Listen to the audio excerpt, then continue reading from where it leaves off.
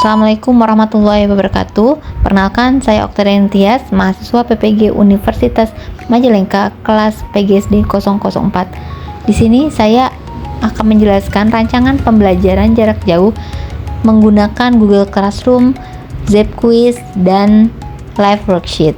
Di mana dalam Google Classroom saya sudah membuat kelas dengan materi aku dan kebutuhanku mata pelajaran IPAS pada bab 7.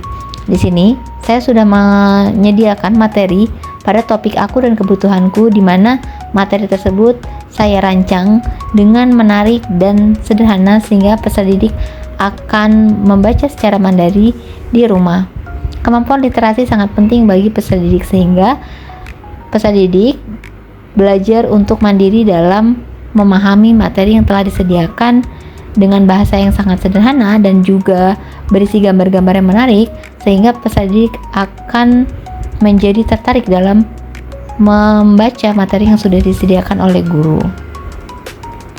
Selain materi, peserta didik juga bisa diarahkan untuk melakukan asesmen diagnostik.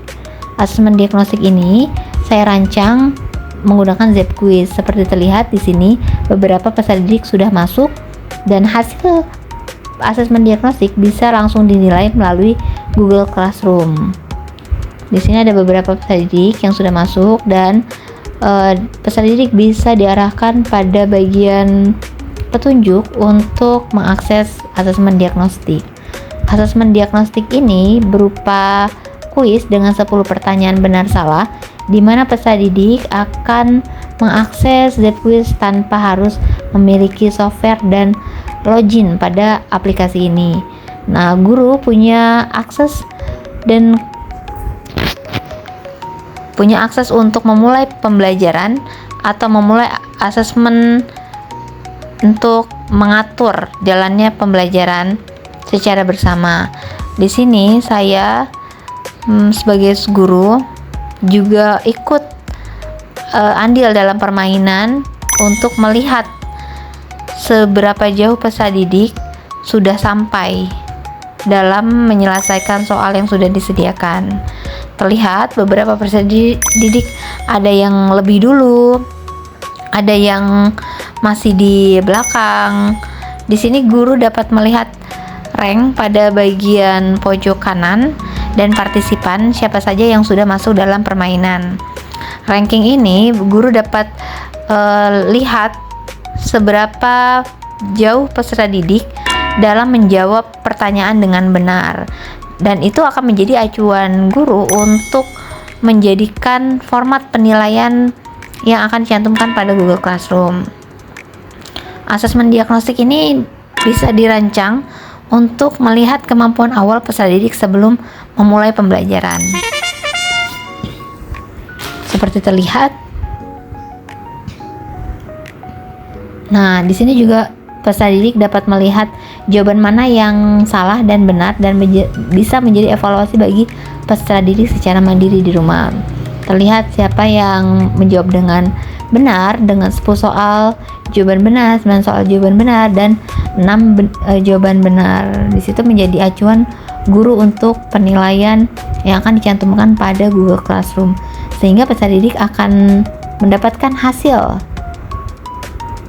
penilaiannya dan mengetahui seberapa jauh kemampuannya sendiri. Ini adalah tampilan Zepquiz setelah asesmen dilakukan. Kemudian guru bisa mengarahkan peserta didik untuk melanjutkan pembelajaran, bisa melalui Zoom atau Google Meet.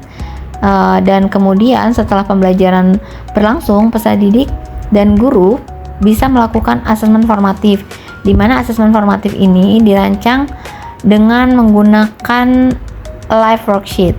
Live Worksheet ini adalah aplikasi yang bisa dijadikan guru untuk peserta didik terlibat langsung dalam pengerjaan LKPD yang disediakan.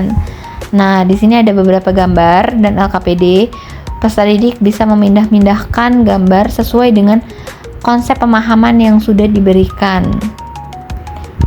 Apakah barang itu primer, sekunder, ataupun tersier.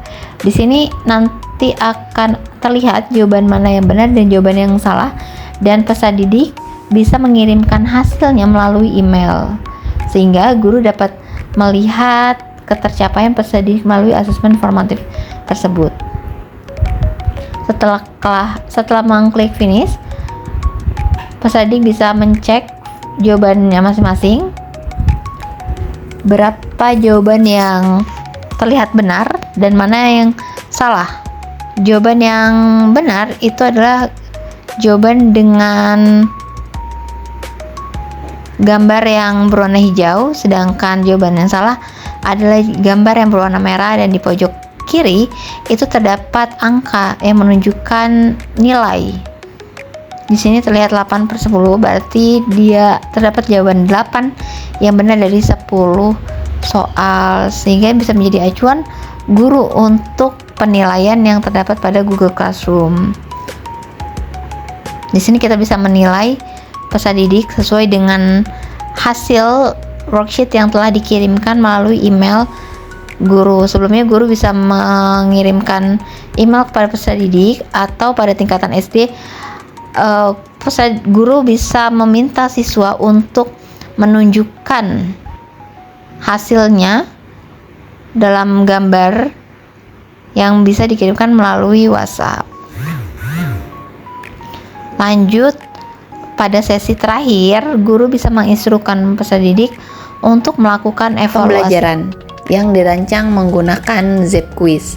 Sama halnya seperti asesmen diagnostik, di evaluasi pembelajaran ini saya merancang pertanyaan untuk melihat ketercapaian pemahaman peserta didik melalui 5 pertanyaan soal pilihan ganda.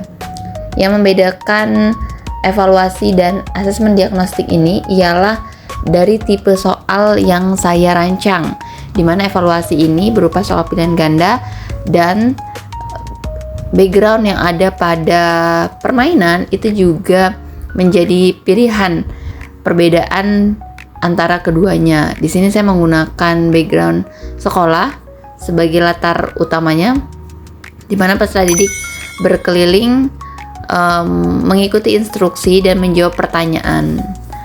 Di sini saya juga ikut andil dalam permainan untuk melihat dan membersamai peserta didik dalam melaksanakan evaluasi. Sebagai hasil akhir, sama seperti permainan sebelumnya, guru bisa melihat ranking yang ada di pojok kanan untuk melihat seberapa jauh ketercapaian peserta didik melalui jawaban benar yang telah dijawab. Demikian adalah soal yang saya berikan berupa pilihan ganda yang bisa dipilih oleh peserta didik yang kemudian dikumpulkan. Dan peserta didik bisa melihat jawaban mana yang masih salah dan perlu dievaluasi kembali secara mandiri. Begitulah rancangan pembelajaran jarak jauh yang saya rancang menggunakan Zip Quiz, Live Worksheet, dan Google Classroom. Guru bisa memodifikasi dan merancang pembelajaran menggunakan bantuan aplikasi seperti Google Meet atau Zoom sebagai tambahan dalam penyampaian materi. Demikian, wassalamualaikum warahmatullahi wabarakatuh.